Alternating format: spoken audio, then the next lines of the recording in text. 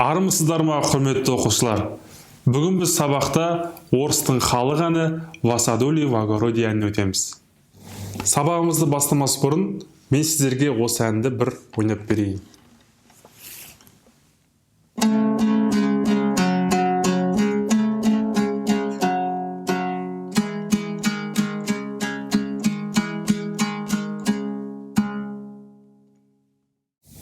Құрметті оқушылар, сіздер көріп тұрған сан жүйесі үстінде тұрған 3 санын, яғни ол 3-ші пернені басу керек деген сөз.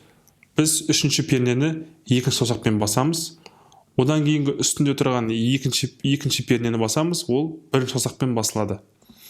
Қазір біз бірге ойнап көрейік. Бірге, екіге, бірге, екіге, бірге,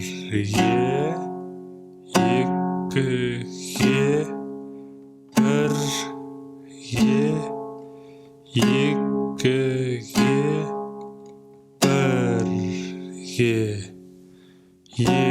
екіге. Осымен бірінші бөлім аяқталды. Ендігі кезекте екінші бөлім. Екінші бөлім дәл бірінші бөлімге ұқсастау, тек әуен үстіңгі шекте жүріп отырады. Ал астыңғы шекте екінші пернені басып тұрамыз.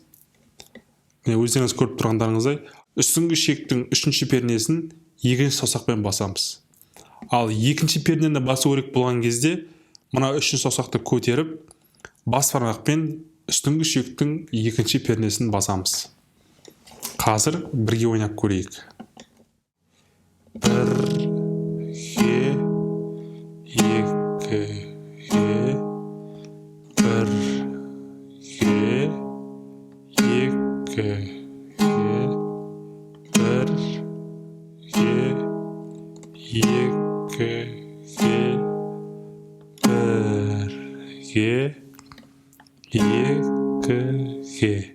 Құрметті оқушылар, осы ән сіздерге түсінікті болса, үйде көбірек ойнап, осыны сәл жылдам ойнауға тырысыңыздар.